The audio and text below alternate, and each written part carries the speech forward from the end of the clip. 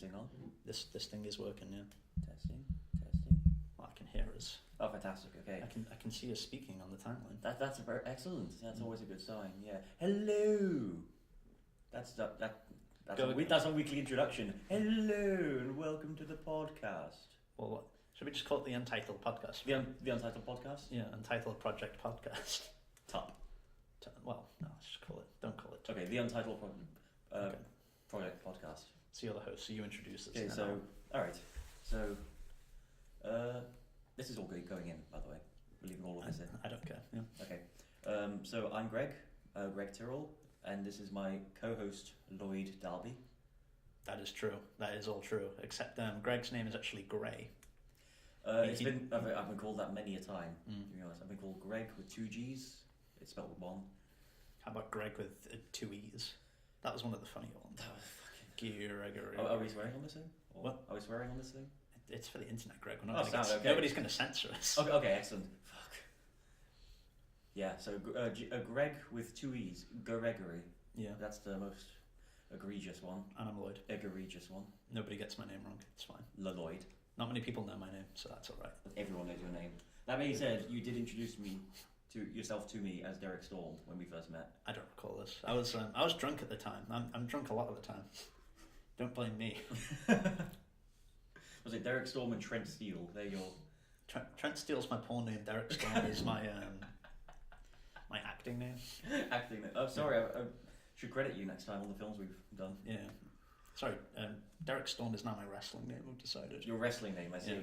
Both work very well. Yeah. If for some reason I ever become a professional wrestler, look out for Derek Storm. His name will be in lights.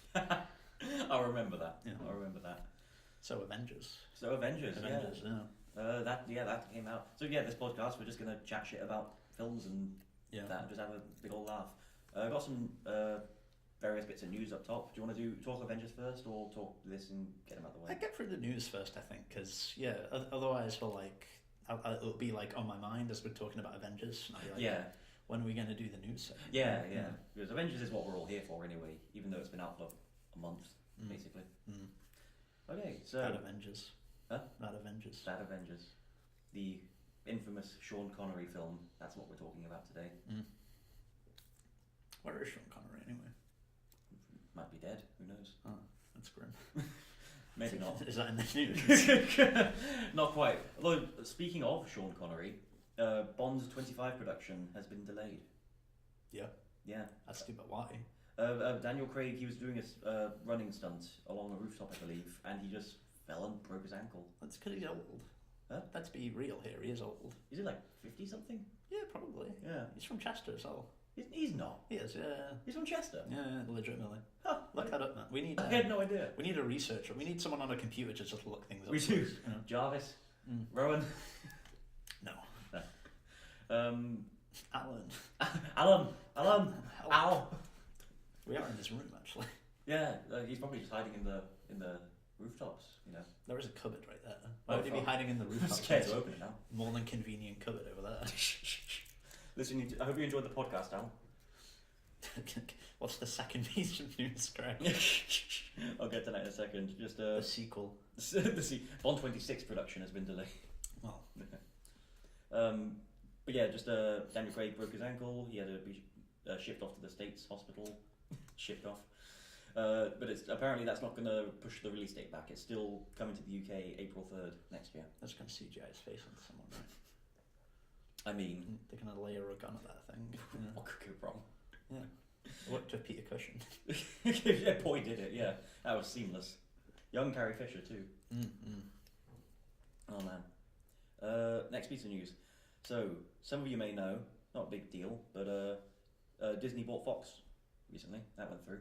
Did it? Yeah. Oh, finally. That went through like a few weeks ago. Disney have taken over the world. Cool. They really are. Jesus. Nice. But basically what this means is that Avatar is owned by Fox, and so now by Disney. And basically, starting from 2021, we're going to get every other year an Avatar film and a Star Wars film.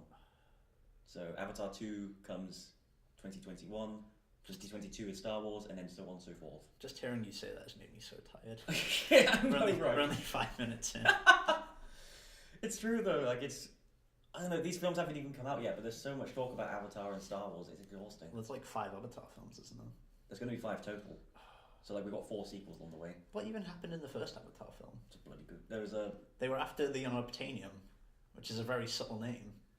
Was it actually called Unobtainium? It was Unobtainium, yeah. You that's, know that's a joke in cinema. That's not like what they called it in I'm the sure film. they called it Unobtainium. Really? Read the Wikipedia page, Oh, man. God. They refer to it as Unobtainium. Unobtainium. I thought that was just like an in-joke in like films and that. No, I'm pretty sure the business guy at one point screams at Sigourney Weaver because he wants the Unobtainium. Have you Bloody hell, yeah, it is It's called actually- Unobtainium. Hang on, can we Oh read my the God. wiki, please? Sure. It's in the I've got description. the James Cameron's Avatar fandom wiki. Or shall we just go for the... There's an actual Avatar fandom. Look, apparently. Are you sure they aren't They've been- like looking for the last Airbender and just got lost? I knew I should have taken that left turn at Albuquerque. So, Unobtainium, there's a Wikipedia page. In fiction, engineering, and thought experiments, unobtainium is any fictional, extremely rare, costly, or impossible material, or, less commonly, device needed to fulfill a given design for a given application. Right. Yeah. That's good. Yeah. I'm glad someone took the time out of their day to write that. To write that. Yeah. Yeah. The term was used in James Cameron's 2009 movie Avatar as a substance that was named, in the film's dialogue, unobtainium. No, it's spelled differently though. Do you reckon that was just like a first draft joke that they never took out? I guess It so. has to have been, yeah. I feel the whole film's the first draft. Yeah, I think the whole film was a joke. I think, you know what's a bigger joke? For 10 years it's been the highest grossing film of all time. Not for long, though. What's overtaken it? Nothing yet, but Endgame is coming up on it. You're jumping ahead, Greg. You're jumping I'm ahead. jumping in. You asked. Stay on target, Greg. Stay on target.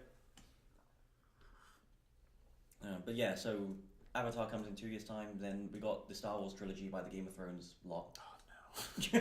Which, if that news had broken 2 years ago, I think people would have been pretty happy. But now... I wouldn't have been, but yeah. Sure, yeah, but I don't watch Game of Thrones, but I hear a lot of people are very upset with the new season. We're going to have a Game of Thrones podcast one day, where I explain to you the entire plot of the books and the entire plot of the show. Sure. And you can just marvel at how wrong it's gone. Okay, go for it. That can be like episode 2 or 3 or whatever. Yeah, episode 209.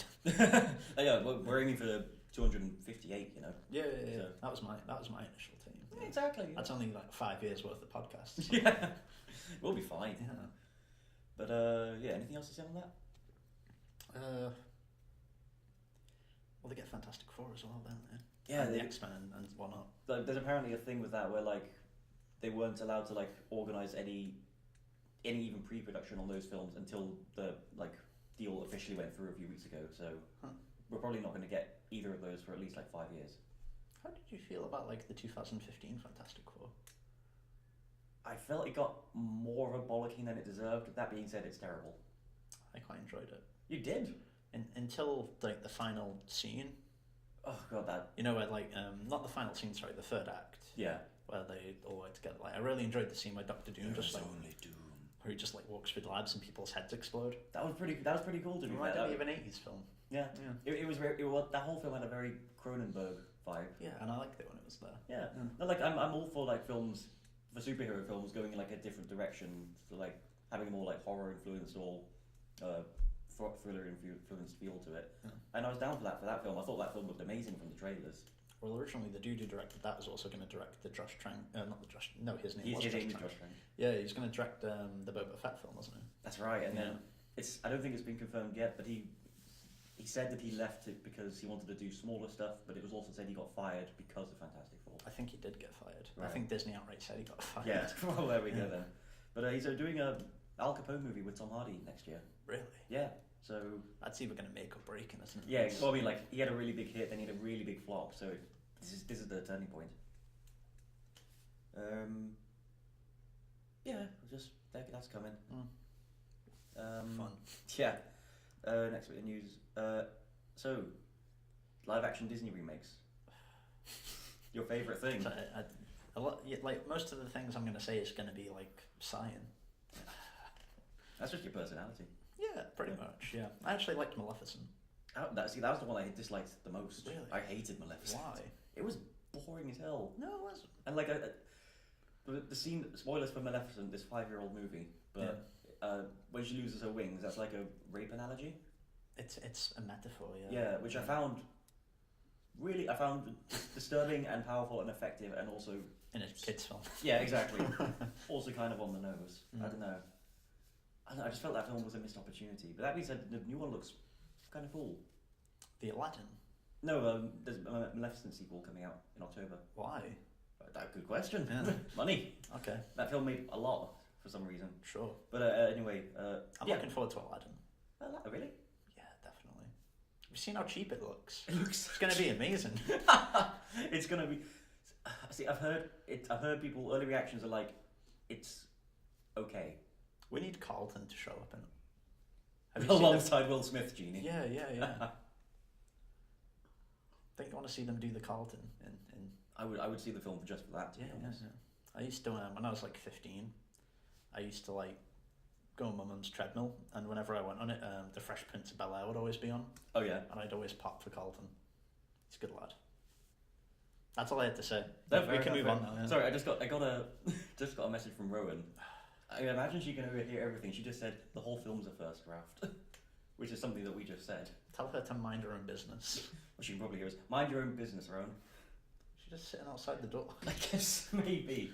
Oh well, just waiting for a moment to strike. But anyway, live action Disney remakes. Cruella is a film coming next year about Cruella de Vil starring Emma Stone. They made 101 Dalmatians live action though.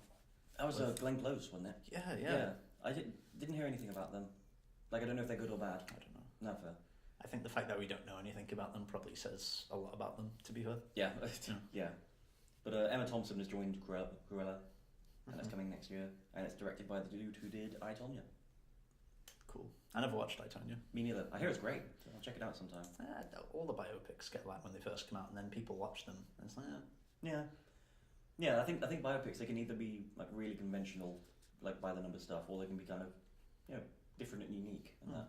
And I hear that was one of the latter ones. Sure. What's next, anyway? What's next, indeed. Do you like DC? Great. I feel like you've asked me that question. I already know my answer. Well, let the audience know. I'm a really big fan of Man of Steel and Batman vs Superman, like unironically, and I'm a really big fan of Justice League, ironically. Okay. And Wonder Woman was okay. Okay. And I haven't seen Aquaman. Fair enough. Okay. I didn't want to. That's totally fair. I'm in the minority, but I really enjoyed Aquaman. Why? It was so batshit insane.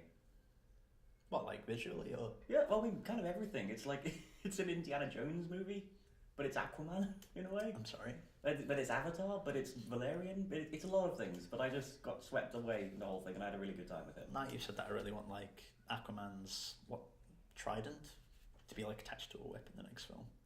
Oh my god. Yeah. That'd be awesome. But what was the news from? What was the news?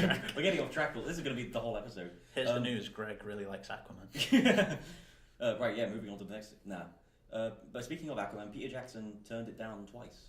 He was offered to direct it twice, and he just said no. Peter Jackson's lost his way, I think. I hear his documentary was really good. I haven't seen. What's his documentary? They Shall Not Grow Old, the war documentary, where they took World War II black and white footage and colorized it. Is there a fucking helicopter? There is. What a time for us to have a helicopter flying. For the first time, we decided let's do a podcast in 3 years in Alan's echoey room. We have a is that a police car? It's a good question. I can't see. I was in Blacon once, and someone stole a bike, and for some reason the Blacon police decided to get 3 squad cars and a helicopter looking for him. For a stolen bike. For a stolen bike? For a stolen bike. It was a slow day. Yeah. They didn't kill someone for the bike. They just stole it. It wasn't in America, Craig. Well, yeah, fucking good point. Yeah, it was in an English town. In the old English town. They may have just beaten him with batons. we're humane in England. Of course we are. Yeah.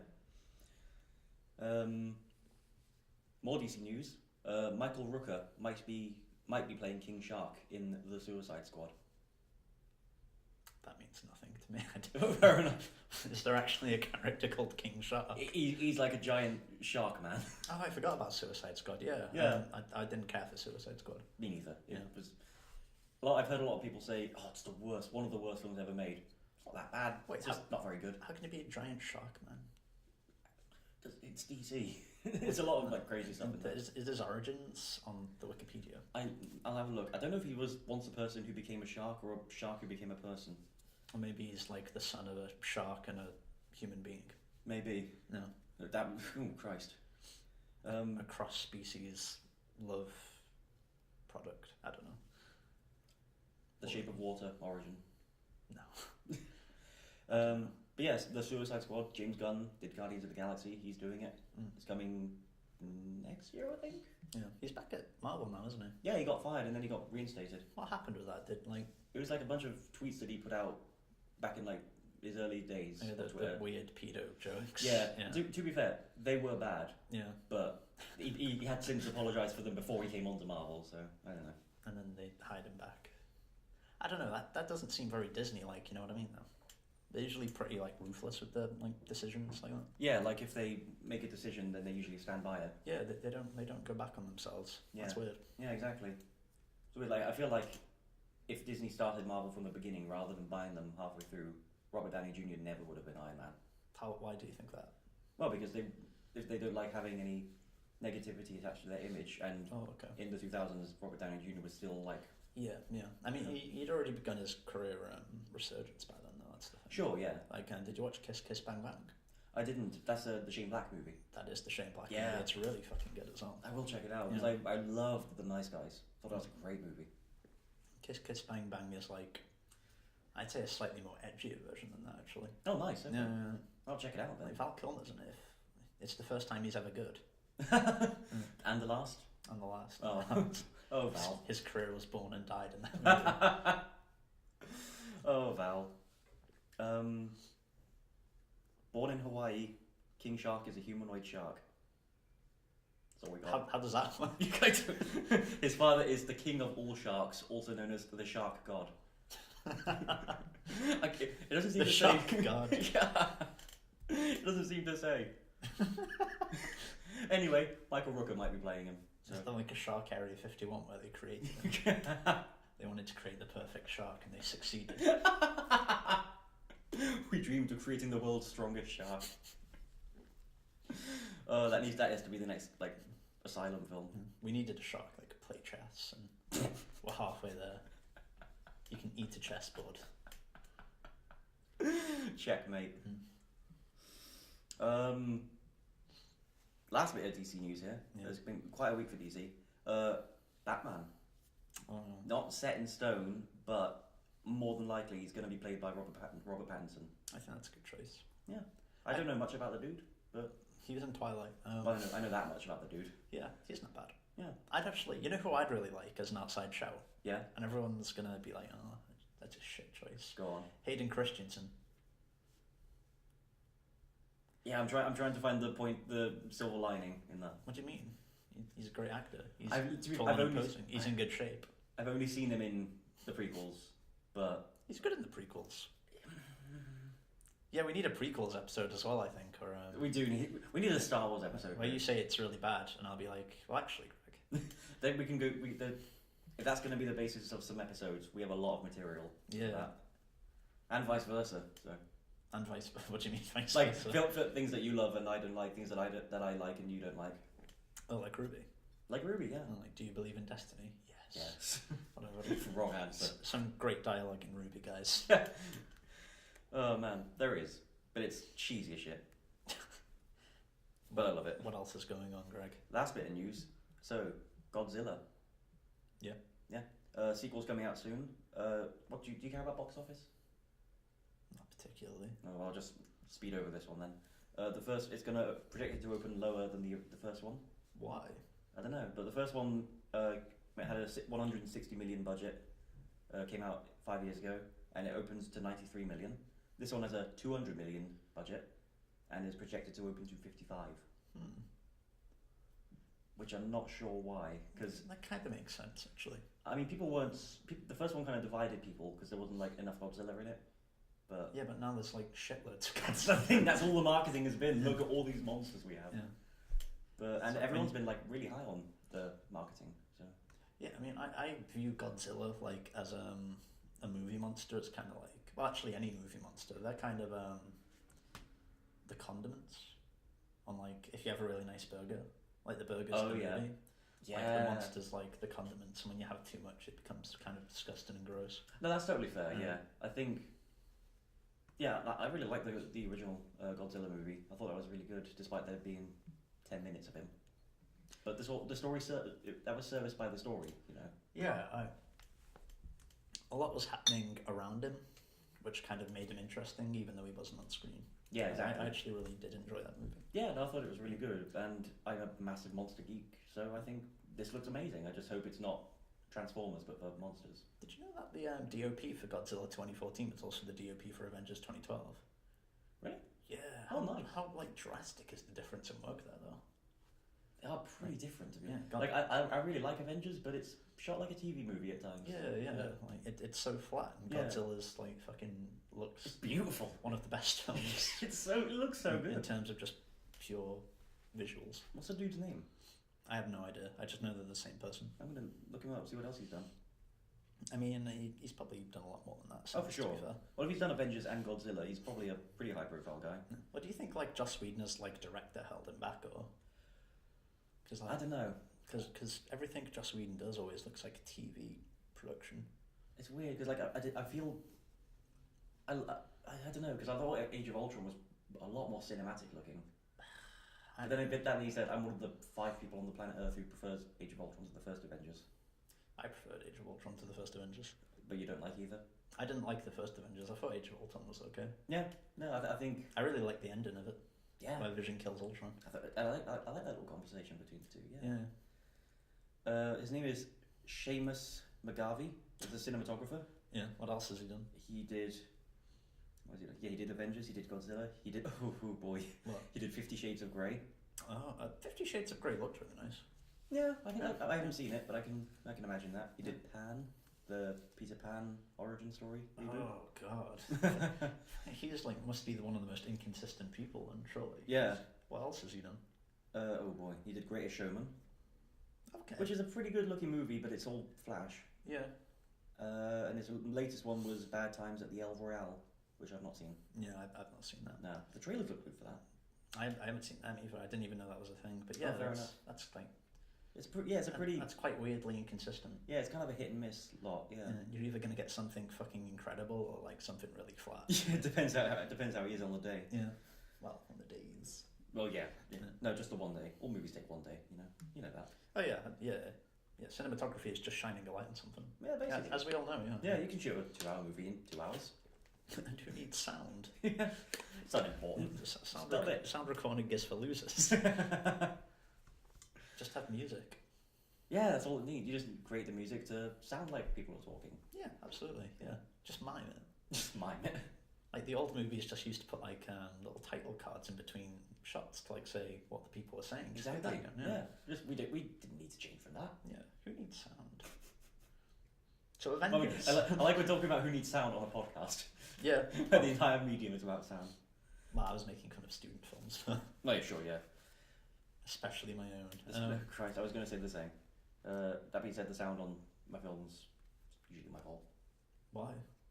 I did the sound on one of my films for bloody short film production. Yeah. And I just, that was my bad, I just made the levels a bit inconsistent. Yeah, you've got to watch them. Yeah. What about the sound on your film sock film? Film stock film. It was good. There are a few things that I noticed that I didn't notice, that I only noticed in the showcase. Like, there's a scene where the main character, her phone rings, and on set we did that where I rang her phone, and you can hear the vibrations of my phone before her ringtone. And it's just one of those things where, why didn't I do that? Well, you want to record that separately, man. Exactly. Yeah. That's that whole film was a learning curve for me. Yeah, every film is a learning curve. Exactly. Every film should be a learning curve. Yeah. Until you're like a master of the craft, I suppose. Exactly. Yeah. Well, that's what we're here for. We got the rest of our lives together. Well, how old are you now? 72. You've got minus 7 years left to Get your craft sorted. If the average is anything to go by. Yeah, now I'm 22, so I should be fine. Yeah. Hopefully. We'll see what after uni holds. Yeah. So Avengers. Do you want to just start with what you think of it, Greg? Sure. I mean, what is it? Do we want to do just straight spoilers? or should we? Yeah, I mean, Should we really cares? I'm wondering that because it's been out for a while now. Yeah, so spoilers. Okay, Avengers. So Avengers Endgame, and spoilers for every other Marvel movie if we bring them up in conversation. I mean, it doesn't really matter. Yeah. Oh, yeah, it does reference other Marvel movies. Do you remember that time Thor defeated the Dark Elves? Spoilers, he did it. Oh, come on, mate. I know, people are really looking forward to rewatching Thor the Dark World, and I was so stoked for that film. Everyone's forgotten what happened in it, so... I was so stoked for that film, and for the longest time I was convincing myself I liked it. Wow. How in denial were you to convince yourself that Thor the Dark World was like... How old was I? Was I 16? How in denial I said it, that's how old you were. I was 16, so I was probably like more in denial about several things than I am now. Yeah, that's fair. Yeah. But yeah, Thor the Dark World is a bit shit. Yeah. Let's talk about Thor the Dark World. Who needs the Endgame? Well, I mean, we started this very podcast saying we're going to speak about the Endgame. Yeah, well... And now you just want to talk about how bad Thor the Dark World is. I guess we can talk about how bad Endgame is. Did you? Just kidding, I liked it a lot. Oh, okay. I was going to say that would be very... What a twist. What did you think of Endgame? Well, I feel like I should just talk about my experience watching it. I've seen it twice. Yeah, same. One of them was in Llandudno with you. Mm-hmm. And for the first hour and a half, I was thinking about how great Cobra Kai Season 2 was. It's a really good show, you should watch it. It's on YouTube. Yeah, but that's all I could think about. Okay. And for the second half, I really needed to pee. Oh. I really needed to pee. So after Tony Stark died, spoilers, Tony Stark is now dead. He is deceased. We've given the all clear on spoilers. Yeah, if you haven't seen the Spider-Man Homecoming trailer, you might not know this, but yeah. Yeah, but they lean heavily into that. Yeah, did you know Tony Stark is dead? No, I didn't. Yeah, well, he is. I thought he was going to come back. He might yet. He probably will, to be honest. Yeah. That's... No, talk about your experience again, still. Yeah, so you weren't really focused on the movie. Sorry, the first time I almost had kidney failure. Fuck. I immediately left as soon as the credits started rolling. Yeah. And I went to the bathroom and I was peeing and a song was playing, and the song played for another 40 seconds and I was still peeing, and then the Men in Black song came on. And I didn't stop peeing until that song ended. That's how long it was. I was in severe pain.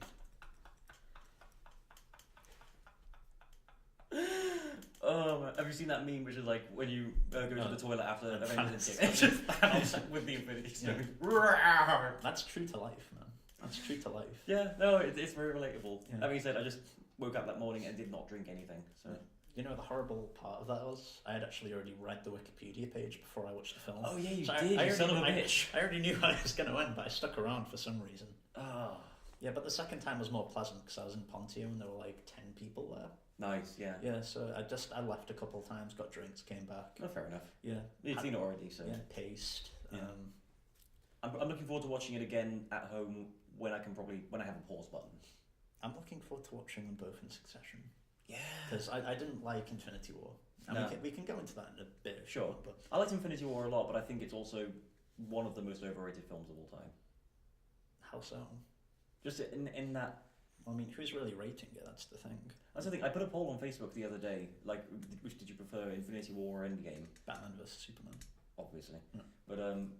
But for it's gone down to 35 to 65 in favour of Endgame. Okay.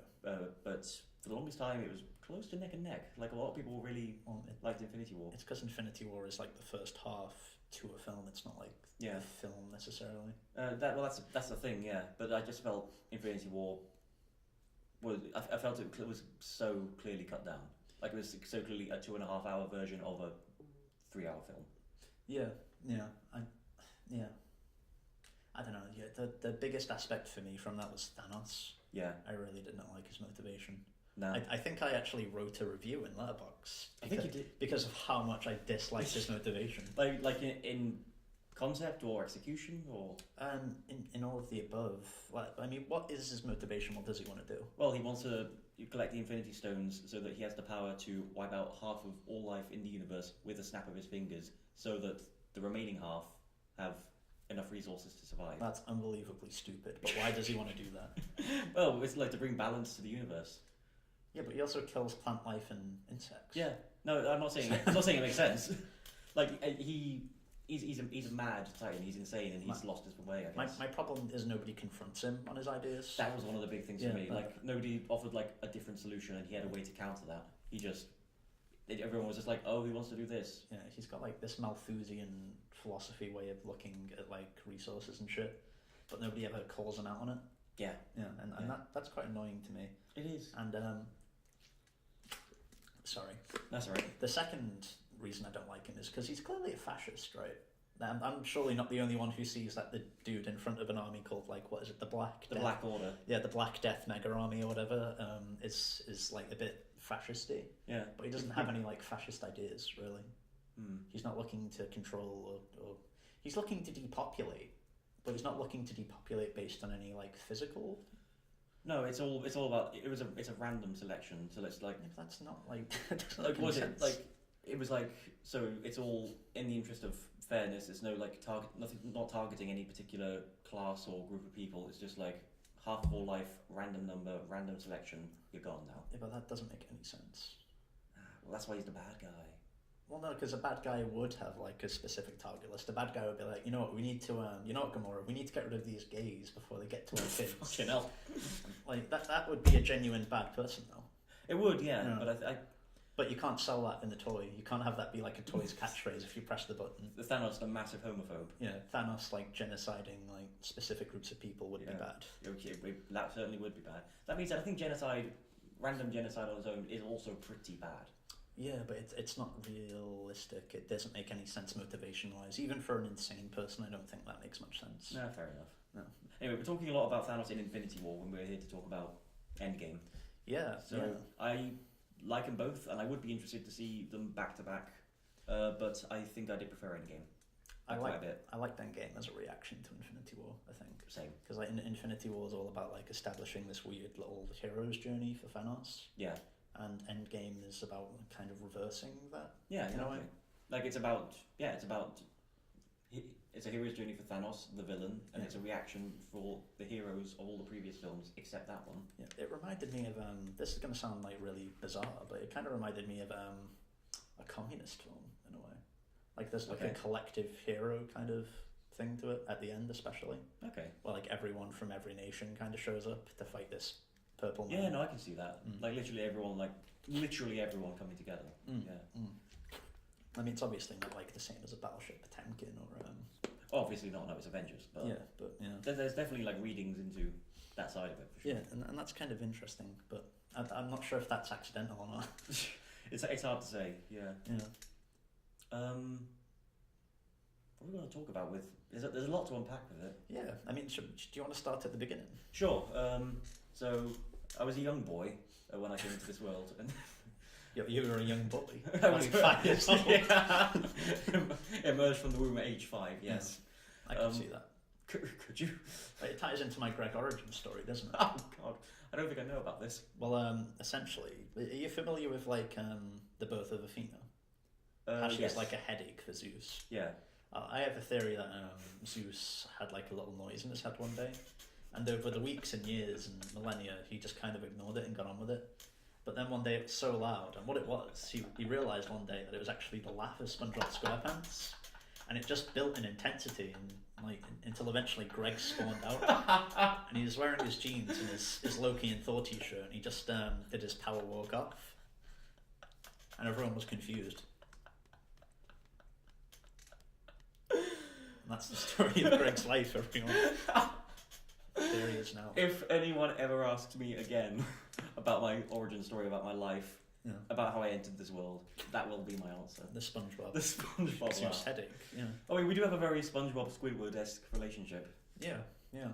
Except I don't work at a fryer. Well, neither do I. So. Yeah. There are plenty of fryers, Greg. This is true. There's plenty of time. God, that's made my day. That's hilarious. Yeah. What were we talking about again? I think we were talking about Endgame. So we were, yeah. Well, yeah. So it starts with Tony Stark in space with Nebula. Yeah, and she became the standout character of this film. She was so good in this film. Yeah, Karen Gillan deserves a lot of credit. I think she's a great performer. No, like considering she was like a minor villain in Guardians of the Galaxy. Yeah, and now she's like the main character in Avengers Endgame, essentially. That's such character development, and I thought like especially with her interactions with her past self and past Gamora, I thought that those would stand out. I think that goes to show that James Gunn is probably the best asset Marvel have now. I agree, yeah, and I think they were stupid to get rid of him. Yeah, but I mean they had no choice. To be fair to them. Oh yeah, that was Disney themselves. Yeah, that was that was kind of funny, but so Nebula is amazing in this, and I'm glad that she's sticking around for Guardians 3. Did she? Was she at the ending of the? I didn't see her anywhere. Yeah, no, she was in the background with the other Guardians when they were on the ship. Was she at Tony Stark's funeral? I think she was. I can't remember. The other Guardians were for sure, so I imagine she was. Do you think she's like the godmother to Tony's kid? That would be sweet. Yeah, that would be. That awesome. would be so sweet. Like, because he doesn't know any other women, does he? Well, Pepper, his wife. Well, I mean, she's the mother though. Oh, she can't be the mother and godmother. Oh, I see what you mean. Yeah. Natasha's dead. I mean, he doesn't really get on with Natasha that much though. I mean, they did side with each other in Civil War. They've spoken. They have spoken a few times, and she was introduced in Iron Man 2. So I forgot about that. Yeah, everyone forgets about Iron Man 2. Yeah. Who's the villain in Iron Man 2? Mickey Rourke. And someone else. He had some big old electric whips. Yeah. Yeah, he was a thing. That was the one where Tony Stark's a NASCAR racer or something, isn't it? Something like that, yeah. I don't remember much about Iron Man 2. Nobody does. Yeah. Sorry, you were speaking about... That was you. Fuck off, whoever you are. Is it Rowan? Madonna criticised ahead of Euro... Okay, thank you. Oh, okay. Yeah, sorry about that. That's alright. It's just the world. The world as it goes on. So they get out of space. They get out of space, but Captain Marvel rescues them as Tony is like shutting his eyes to go to sleep forever. Yeah. She brings them back to Earth. Tony and Pepper reunite. They have a big old kiss. And the Avengers just chat about what they're going to do next, which is they're going to go into space, find Thanos, convince him to reverse what he did. Convince him? Somehow, I guess. Well, I mean, that's not how I remember the film actually going, though.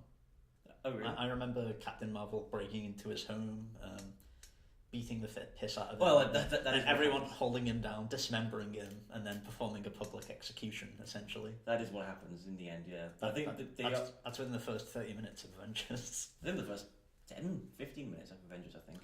I mean, no, some of those scenes are really long. Yeah, but I think the 5 years later card comes in quite a bit before the half hour mark. Maybe 25, but I don't think it's... Yeah, let's meet in the middle, say 20. I mean, it's fucking 3 hours long. It's got to be somewhere in there. Yes. 2 minutes from the end, yeah. 2 minutes from the end. Everything's really rushed. But yeah, so they go into space, they find Thanos, they beat him up a bit, Thor cuts off his arm, and then somehow expects him to reverse the snap with his gauntletless arm. But Thanos used the stones to destroy the stones, and so... Why didn't that destroy reality itself? That's a good question. It almost killed Thanos, I guess. He's real grim and yellow and ugly. Yeah. After that. And then Thor cuts off his head, and then they do nothing for 5 years.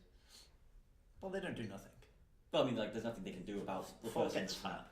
Thor does get very fat. Raccoon and... Is his name Raccoon? His name is Raccoon, yes. Raccoon and Rocket. Nebula do something. What do they do? Don't they, or something? Well, I think they all go off in their separate parties. There's those two. There's Captain Marvel. There's Rhodey. They're just... What are they doing? Who's King of Wakanda? I guess Okoye, because like that's who Black Widow is speaking to on the hologram thing. Okay, that doesn't make sense. It doesn't make sense. Wouldn't there be like a huge civil war? Maybe. And what about? It's a very good question. They don't really address the wider world of it, other than that everyone's gone. No, but it feels like they should. They should. They would have been cool. See, this is how Captain America: Civil War ruined everything. Oh yeah, because it gave Mark world implications. It was like, what if superheroes are real? The government would have to censor them. And from there, it kind of raises a lot of questions. Kind of still kind of cartoony. Sure. You could ignore certain aspects of the real world, but yeah, and like it's Civil War. It's kind of been like that since Civil War as well. Yeah, like I love Civil War. I think it's great, but it hasn't really gone back to that same level of realism. Yeah, well, it ruined everything. Well, yeah, in that sense, in retrospect. What were we talking about? It's going to be a lot of this. What are we talking about? Yeah, we were at political ramifications of Thanos' confusing philosophy. So yeah, they don't really address the wider world reaction other than half the people are dead. Yeah, except there's a scene I really like when Ant-Man comes out of the quantum realm. Yeah. And he comes to all these stones with the names of the disappeared. Yeah, the Ant-Man scene's really good in this. Yeah. This is like the second time I saw it when he reunites with his daughter. I wept. That was beautiful. Did you actually weep? I didn't hate you weep. Well, in the second time I saw it, not the first. Yeah. Yeah.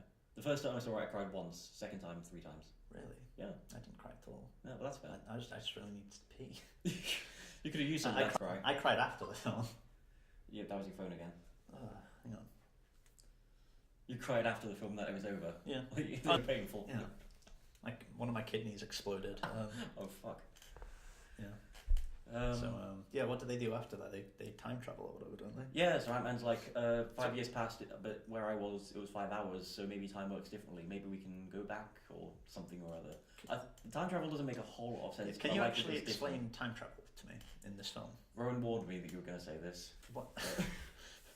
I'm just curious. I want someone to explain it to me. So it's different. So like in other time travel films, it's like if you go back in the past, you'll see like everything going on as is, and you can't interact with your past self. You can't change anything because that could affect the future. But they did. Captain America beat himself up. Well, that's the thing. Like if you go back in time, this is how Hulk explains it. If you go back in time, it's just the comedy of that sentence. This is how the Hulk explains it. Sit down, fucking knee. This is how the Hulk explains it. Sorry, continue.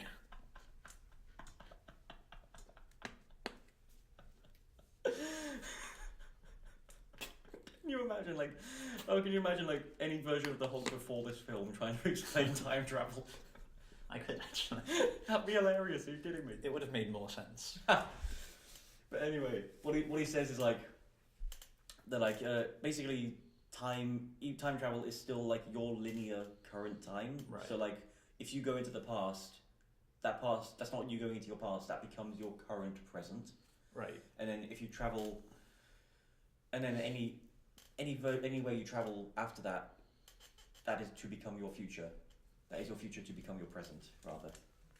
So, when he meets the Ancient One, and she's like, if you remove something from this reality, that creates a diverging alternate timeline. Okay. But if you were to return it to that exact same point, then it would be like nothing happened. Which is why Captain America returns all the stones at the end of the film. Yeah, but he doesn't return. That's the big problem with that, with the time travel. Like, what does he do? Like, the time travel, I think, otherwise makes somewhat makes sense, except that bit at the end. Yeah, I get all the logic for that. Yeah, but then he doesn't return through the time machine. He's just already there. Yeah, well, but he would have to have been in a different timeline. He must be like 100 years old at the end of the film. I mean, he would look like a 90-year-old man, but he must be like 200 or something. Yeah, but I would say this about him, to be fair. Like, when I first saw him and he was like wearing his clothes, I was like, you know what, actually that's something my granddad would wear. Like, that's actually really good attention to detail. Yeah. He looks like an old person, I'll grant you. Yeah. No, it's not like he's, wearing what Chris Evans would wear, but he looks like 50 years older. Yeah. Yeah. I thought it was Clint Eastwood at first. When you saw his face, I was just like, is that Clint Eastwood? Oh no, it's Chris. Why is Clint Eastwood? That's a good question. I don't know, old Chris Evans, he just looks like Clint Eastwood, I guess. The first Avenger, Clint Eastwood. Clint Eastwood, the first Avenger. I'd see that film, except apparently he's a bit of a prick. I don't know. I don't know. I don't know anything about Clint Eastwood. Me neither, to be fair. He's just a very tall man. He is very tall, isn't he? Yeah. So yeah, that's my main problem with the film, is that like the time travel mostly works up until that bit at the end, and it's a good scene. It just doesn't make sense. Yeah. Why did Thor go to see his mother? Well, they had to go to collect the reality stone because that's where it was. I get that particular part. Yeah. And he just bumped into because he was emotional drunk at that point. He's like, my mother dies today. I must see her. How many scenes do we need where Thor's parents tell him how great he is, though? We've had a few of them. Didn't that happen at the end of Thor 3? It happened like in the first third of Thor Ragnarok when his dad dies. Oh no, but it happened as a flashback. It happened at the end as well. That's a good point. Yeah. Yeah. We have. I think we've had that in every Thor film. Yeah. And now, the fourth Avengers film as well. Do you think Chris Pine's going to do it in the next Guardians film? That'd be great. Get all the Chris's in. Yeah. Is there a secret fifth Chris we're missing? Evans. We've got Evans, Hemsworth, Pratt, and Pine. Pratt isn't in it, is he? He's in Marvel. He's Pine. Oh, Pine. Pine isn't. Pine isn't. No. He's in Wonder Woman. He is in which one. was a Marvel film Yeah. for all intents and purposes. DC took Chris Pine so that Marvel wouldn't have the 4 Chris's to themselves. Yeah. Yeah. It's a bit of shit, isn't it? They need Chris Jericho in the Marvel Cinematic Universe. Who's Chris Jericho? He is one of the most famous professional wrestlers of all time. Oh, that would be why I haven't heard of him. Yeah, he's no, that's snarky, Craig. Sorry. Don't attack my hobby, Craig. I'm not attacking your hobby, I just haven't heard of him. I'm going to attack your hobbies. Oh, what? Yeah, sorry, man. That's alright. Yeah, so it's kind of weird how quickly Tony and Captain America resolved their issues in this, though. Don't you think? I guess it's more of a, like... I saw it as kind of like a... We don't really have time to, like, sit down and talk about this because we've got this big thing ahead of us that we have to do immediately. But their entire relationship was the crux of Civil War. For sure, and it was the biggest reason they lost in Infinity War. Is that Tony wouldn't call them and they wouldn't, like, team up together? Yeah. They weren't working together at the time. It was their divide as friends that ultimately cost them. Yeah. But it's never really addressed. It's addressed in one scene. Yeah, it's addressed in the beginning when Tony comes back and he's still pissed at Evans. Yeah, Evans is like, sorry, bro. Yeah. And Tony's like, yeah. But then they go kill Thanos. And yeah, it's like, oh, what happens? 5 years pass. I guess at that point, because 5 years have passed, I guess Tony's just kind of at peace with the whole thing. Like when they show up on his doorstep, he's like, he's not pleased, but he's okay with it. I think I would have preferred him to still be hostile. You know, like it would have made the scene when they're in New York and they're like, "Do you trust me?" and they shake hands. I think that would have been a bit more powerful. That would have had a bigger payoff with that. Yeah. Yeah. Oh well. Never mind. Yeah, I think that scene could have worked if he was like as he was with Black Widow and Ant-Man, but he was more hostile towards Cap. Yeah. What did you think of the death of Tony Stark, Greg? See, people think I'm an idiot for this, but I was adamant he was not going to die, just because I know that's what his whole character was building to, but he is Marvel's big money maker. Was it? Huh? Was his whole character really building to like committing genocide against like? Well, not committing genocide, but sacrificing himself. For all we know, that was like the entire Shatari people that he just snapped out. Could be, but I assume it was just like the army that was there on Earth with them. I mean, he could have committed genocide, Greg. You don't know. He could have. Thanos is the last of his kind, so he definitely committed genocide. He definitely killed Thanos for sure. Yeah, but that being said, Thanos would have killed half of all life everywhere. So. Batman would have arrested him. Batman would have arrested him. You know it's true. Batman would have found a way. Where was Batman when you needed him in Avengers Endgame? Batman would have clicked an invincible cage that he couldn't move. Yeah. That's great. But yeah, no, I didn't think he would die just because he's Marvel's big money maker, and they would want to have him around for like a cameo or like a small part in a future film, which I guess they can still do. But I thought they wouldn't like take as big a leap to kill him off. Yeah, I see what you're saying. But do you remember in the first one where he was just fighting like a business tycoon? He was fighting one of his board of directors or whatever. Or Jeff Bridges. Yeah. How much? Imagine somebody watching Iron Man, and it's like, oh, I should check out the next film, and then they just ignore it, and now it's the universe has gone to hell. And there's aliens and that. It's just so quaint, isn't it? It is, yeah. Yeah. To be fair, I thought it was really awkward, the death of Iron Man. Yeah. So I'll set the stage in the first viewing. Everyone was eating popcorn and making noise in the cinema. But you mean like it was awkward, like within the film or within the audience? In both. Right. Yeah, everyone was eating and chewing and ripping packages all throughout the film. Yeah. So when Iron Man died and like it was just silent in the actual film itself, there was like, I don't think there was any music, and there was just like one or two people sobbing. Yeah. And there was like no sound. It became so noticeable because there was no sound in the theatre either. Everyone just stopped eating for a minute, and it was like, well, Iron Man had died, so. Oh yeah, it's just awkward as fuck. I don't know, like, who was it? There was Pepper, Spider-Man, and Rhodey were by his side. Everyone else was kind of watching from a distance. Yeah. But those are the three like most important Avengers to him, I guess. Yeah, I suppose. Yeah. But yeah, I don't know. I kind of wish Tony and Rhodey had a bit more interaction in the film because they're like best friends from the first film. Are they? Yeah. Well, I mean, like he was Terrence Howard in that film rather than Don Cheadle. Oh, okay. Yeah. He evolved. He leveled up. Yeah. Yes. Your fucking phone, turn it off. No, somebody keeps texting me. Oh, it's Domino's. Yeah, thanks, Domino's. Yeah. Thank you for interrupting the podcast, Domino's. You ruined everything. We're not sponsored. So, yeah. But, yeah, no, I like Rhodey a lot in this, but I think it would have been cool for him and Tony to have had just a scene together. Yeah. Well, where does it go from here? It's a good... I feel like if they were like... How do you build the stakes up from the complete destruction of the universe. Yeah. I mean, like, it was the restoration of the universe. Sure. Well, I mean, Thanos is going to destroy it. That's what they were fighting to prevent at the end. Well, exactly. That's the thing. Like, the stakes. You can't really make the stakes higher than this in the next Avengers film. What was Thanos' philosophy in this film? Because it was the majority of the time it was a version of Thanos that was 5 years younger. I mean, did he really radically change his mind that much in 5 years? Well, because I guess so. Well, because like people like change their philosophies over time and what they believe in. I don't know. But I think what was it?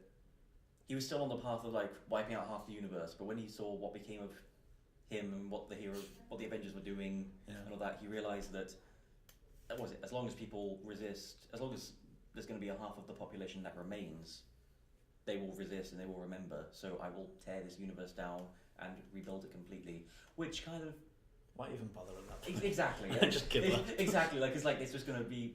The ball will be set rolling from then anyway. You failed. Exactly. I don't know. Like, I preferred him as a character and as a force of villainy and his motivation in Infinity War. But I thought this version of him was still intimidating. Yeah, that's kind of the problem. It's just intimidating. Yeah. I really don't understand Thanos. I don't think I ever will. That's fair. Yeah, that's fair. Because the destruction of his planet doesn't even make much sense. Because like in Avengers Infinity War, it's clearly like some kind of geological disaster that's taken place. It looked like some apocalyptic event. Yeah, it looked like fucking Ragnarok had happened. Yeah, but what did he say? Just like it was everyone on his planet like using up their resources. He was super vague about it. He was like, too many mouths. It's like, what does that mean? Too many mouths, not enough food, I guess. But like, I don't know how that leads to. Yeah, how does that lead to like some kind of huge crippling earthquake that cracked the planet in half? Yeah, or whatever happened. I'm willing to suspend my disbelief in a lot of this because it's so stupid. But but there are bits that like are genuine problems. Again, man, Civil War ruined everything. Civil War demands that you take this seriously and that you consider the ramifications of course, superheroes. Civil War was more like Earth focused, more focused on like the people and humanity rather than the wider. It's still universe. Operating on like a particular emotional logic, though. It's like if you compare the original Superman film to Man of Steel, very like different. The original Superman has got like more of a childish logic to the preceding events. Yeah, like Lois Lane falls in love with Superman as the Flying. Yeah. Whereas that doesn't happen in Man of Steel. Exactly. That was more of a kids' film though, Superman, wasn't it?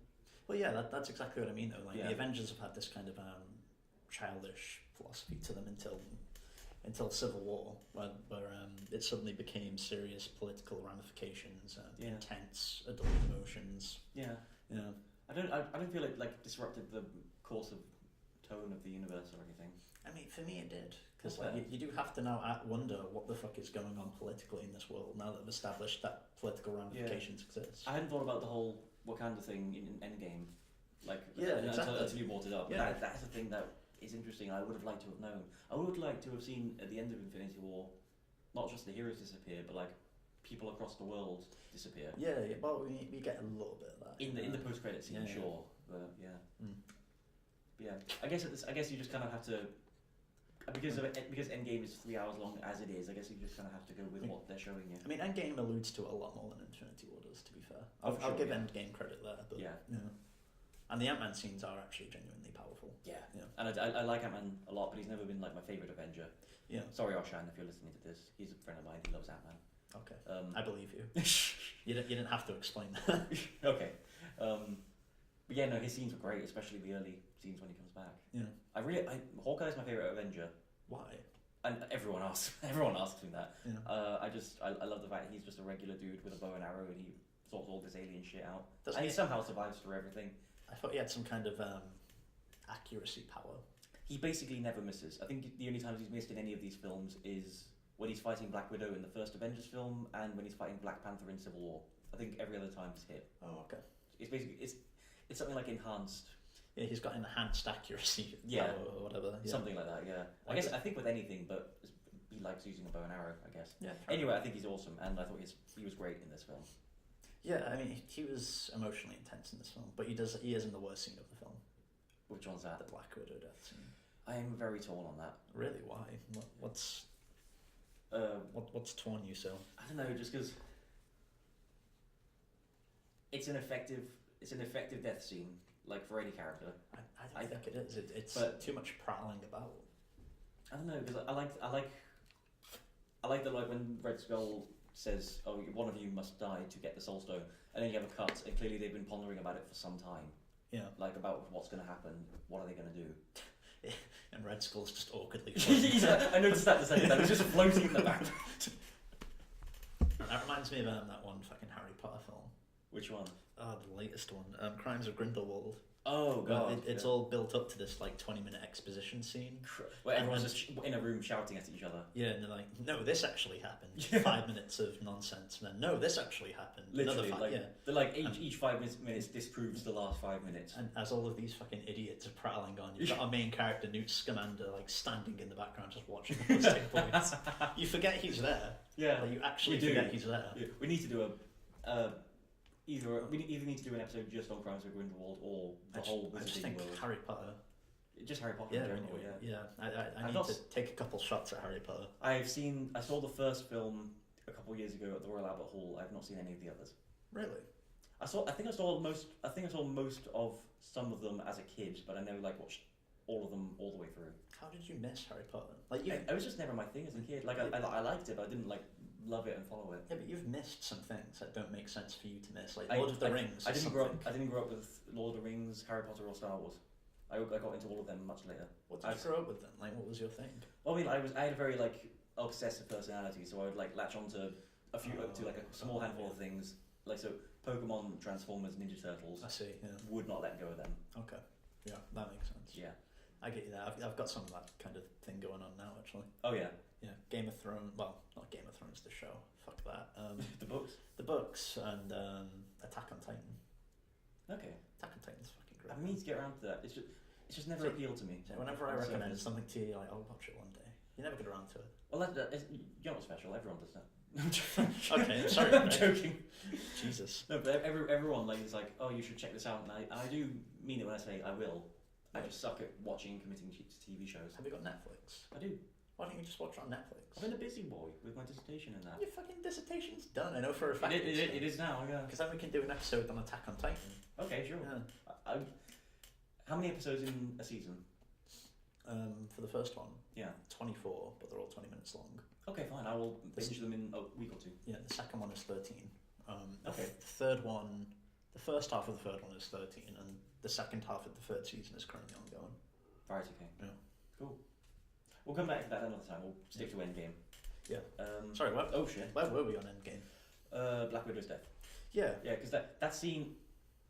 On the one hand, it started for the last third of the last Avengers movie. One member of the 6-person team was dead, and it was the one female character. Yeah. I think it should have been Hawkeye. And here's I'm torn because he's my favorite character, but I kind of agree. He wasn't really Clint in the second half of Endgame anymore. He was Ronan, or whatever they were calling him. Ronan. Oh, in the first half he was Ronan. No, I mean in the second half. In the first half he lost his family. In the second half he was this new guy who had fucking massacred hundreds of people across the world. Yeah, I mean when he was Ronan then, but when he rejoins with the team, he becomes he's still who he was over that time, but he's more attached to his humanity. No, what I'm trying to put across is he lost his family. Yeah. And then he committed really heinous acts. Yeah. And at the end of the film, it didn't change him. He just got to go back to his family again. Yeah, that's a good. Yeah, and I'm not a big fan of that. Yeah. It would have been a good sacrifice in that sense. Yeah, both would have been a good sacrifice because they're both mainstays of the franchise. But yeah, I think that would have had more resonance. I think it would have been more powerful if during the revival scene. Yeah. If Clint's phone went off and Natasha had to answer it. Holy shit! Yes. Yeah. That would have been amazing. Are you kidding me? To explain. And then she comes through a portal at the end. Who? Natasha. Natasha was at the HQ. If she was swapping with Clint, she'd be at the HQ still. But what do you mean then? If Clint picked up the phone and well, because when they revive the people, the first thing we know that they're revived is Clint gets a call on his phone. Yeah, he gets his family back. Yeah. Yeah, I think it would have been more powerful if Clint's phone went off and Natasha had to answer it. Oh, I see. Yeah. Oh, right. Yeah. Oh, I thought you were saying if Clint answered the phone and it was Natasha. No. Even though that wouldn't make Why sense. would Natasha call from Clint's family's farm? What? No, like never mind. Sorry, what were you going for? I thought you were saying that like if Clint picked up his phone and like Natasha was calling him.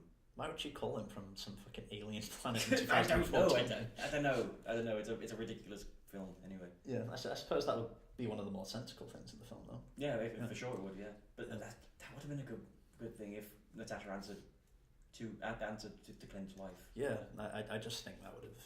I think that would have actually been a tearjerker to some extent. Yeah. Yeah. I don't know because it was the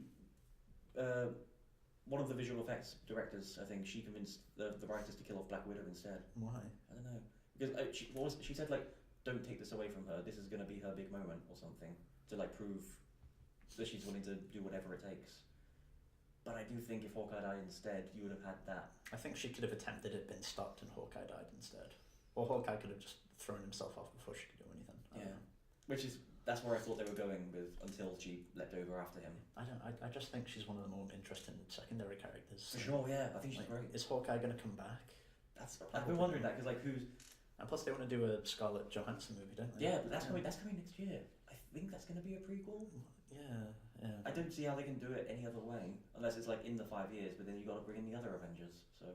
Yeah. You'd have to account for why they're not there. Exactly, and half the planet being gone. So I don't know what other crimes are going on around then. Yeah.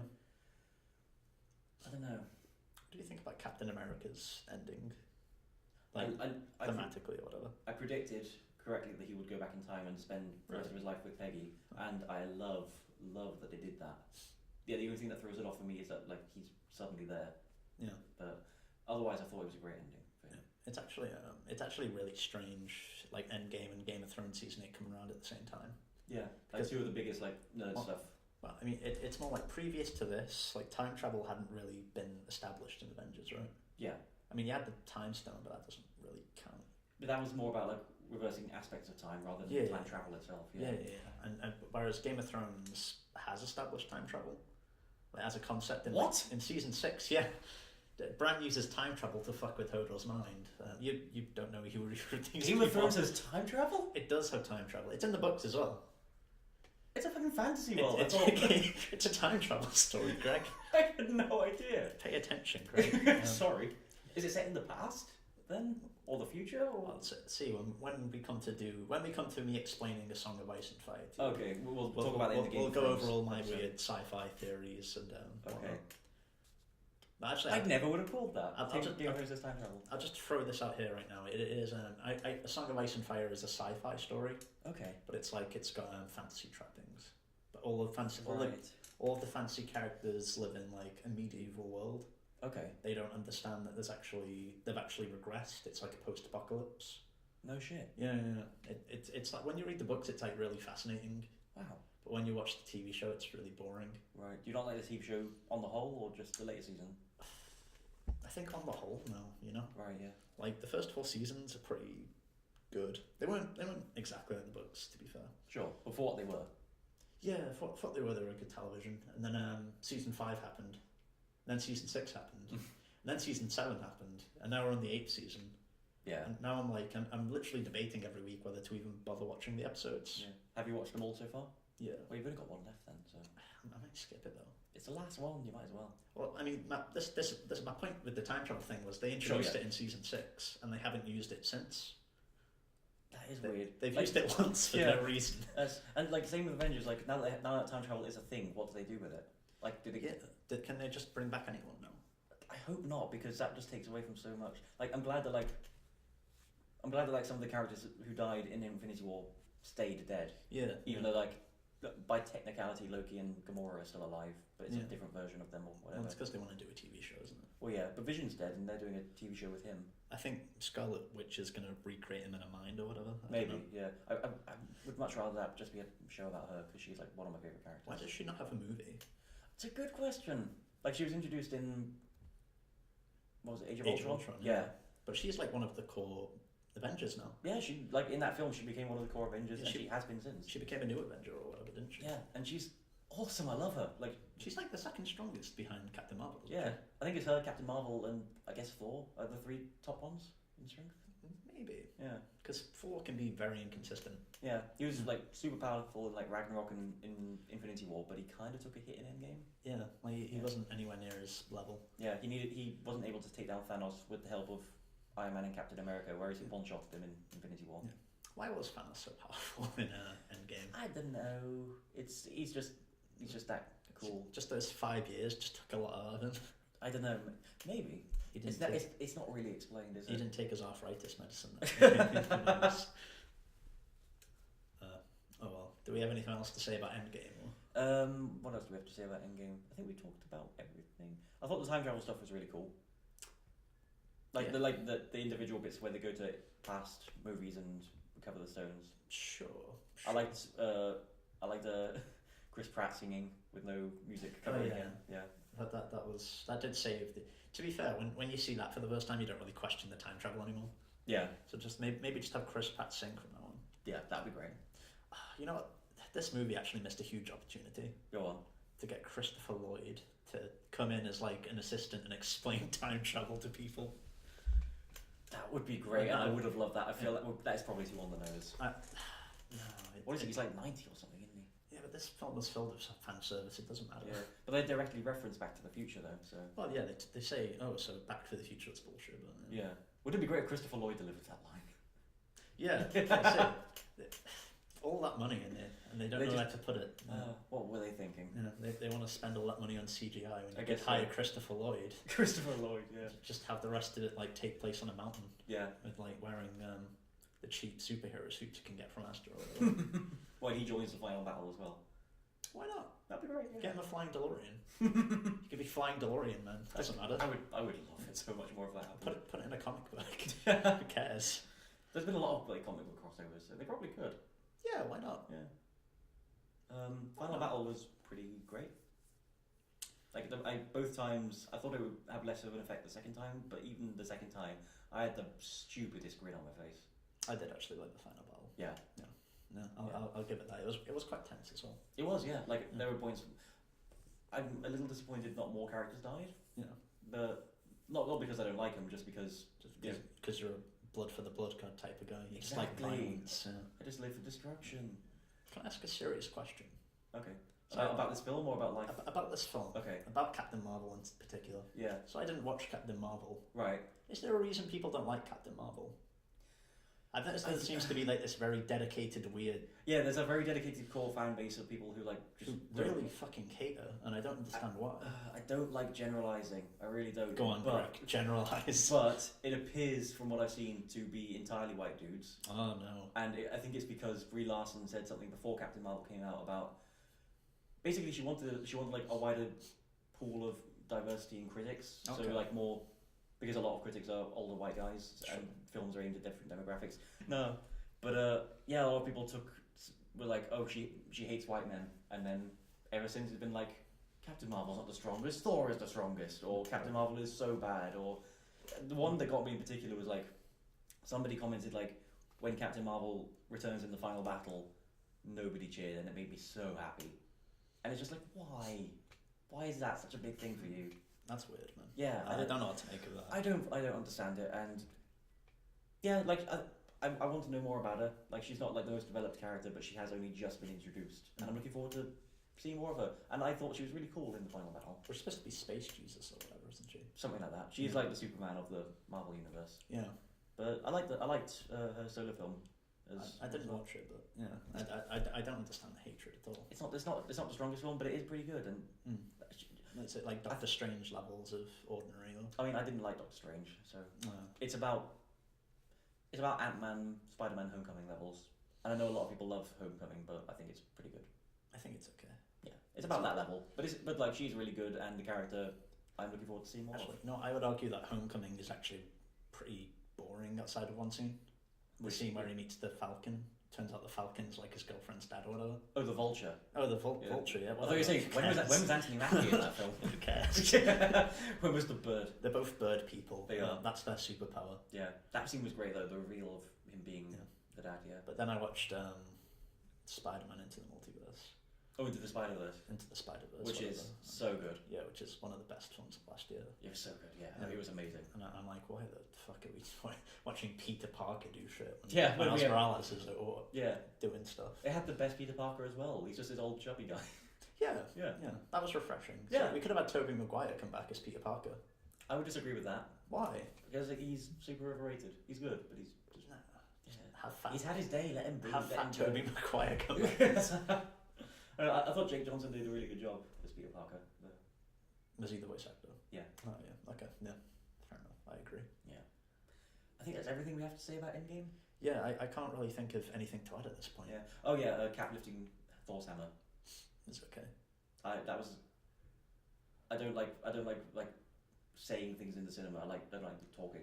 But I did say you're like a Japanese audience member. Like a Japanese audience. Yeah. I don't like people disrupting audience stuff unless it's laughing or cheering or the standard stuff. Or everyone's drinking. Exactly. Yeah. But when Cap did lift the hammer, the first time I saw it, I did say no fucking way. Did you? Yeah. Oh yeah, I wasn't so next. You were sat at the other end. I was trapped in my row. When Thanos said Destiny, I looked over at you two because I knew. Yeah, me and Rowan laughed to ourselves. Destiny. Greg is a big fan of a particular line from a TV show. I'm not a fan of the line you've just somehow fallen that into.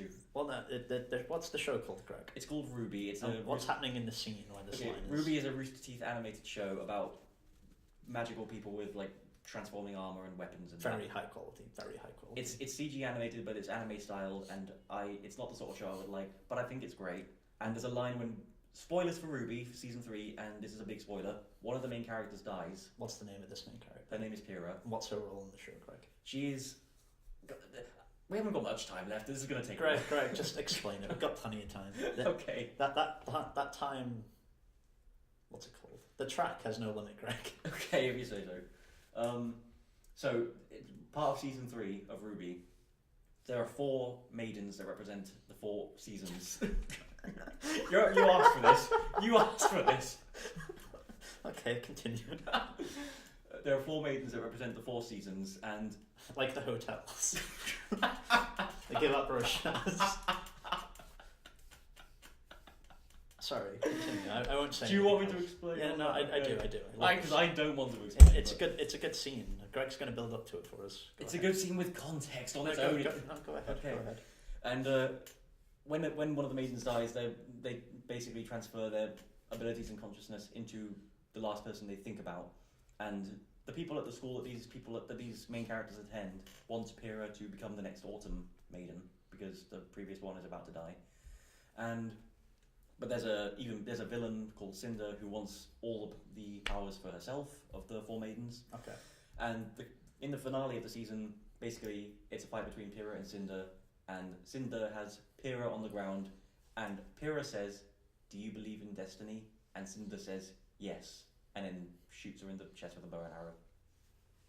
And that line just became a meme between Lloyd, myself, and Rowan. Oh, no, yeah. Have you seen Commando? The Schwarzenegger film? Yeah. No. Well, there's a scene where there's early on in the scene. Arnold Schwarzenegger's house has been attacked. Yeah. And there's just this villainous type sitting in this room. Arnold opens the door and one of Arnold's bodyguards is dead, but he's been propped against the door, and Arnold kind of has to scooch past him. Oh, is he? And this villain's sitting on a chair, casually lighting a cigar, and, being a cool villain or whatever. Yeah. I've heard it's the most 80s action film ever. Oh, it's the best. We're gonna have to get you to watch Commando so we can talk about it. But it sounds like a lot of these upcoming episodes are going to be me watching something and then that and then we talk about it. Yeah, they're probably true. And Ruby. And I need to get you to watch Ruby, and then we need to do a Ruby episode. Okay, we'll dissect Ruby. Okay. Yeah, so anyway, this guy is if you want to see Dora again, blah, blah, blah, you've got to do this for a boss. And he's like, so you're going to do it, right? And Arnold just points his gun at him and goes, wrong. And kills the fucker. And sorry, that Ruby scene just reminded me. Do you believe in destiny? Yes. Wrong. Yeah. Man. And I think on that note, we can... I think that's everything. We can officially put a bullet in it. Yeah. We planned this to be an Endgame episode, but this kind of just became the whatever episode. Yeah, the whatever episode with sprinklings of Endgame. And that was the first episode of the Untitled Project podcast. Top. We should stop recording now. We should. Yeah, it was. We tune in next time. Are we doing this next Saturday? Next podcast time, next podcast channel. That's the one where we will talk about something that we will decide in. Are we doing meantime. YouTube critics? Oh yeah, we can talk about YouTube critics. Yeah, because we've got a lot to say about YouTube critics. I have something to say. You have a lot to say. Yeah, I've got a lot to I've got a lot of YouTube critics to show. So okay, yeah, let's do that then. And if anybody, if you've listened to this whole thing and have got to this point, thank you very much. And if you have any suggestions that you want shit for us to talk about, then throw it at us. And feel free to follow us on Twitter, Facebook, Grindr, and LinkedIn. Do you have any of those? Got LinkedIn. Okay, cool. Got Twitter. Cool. Do you have Grindr? No. Do you? No. Well, I think we can end it there. We can end it there. So I've been Greg Tyrrell. I have not been Greg Tyrrell. True. This has been Lloyd Dalby.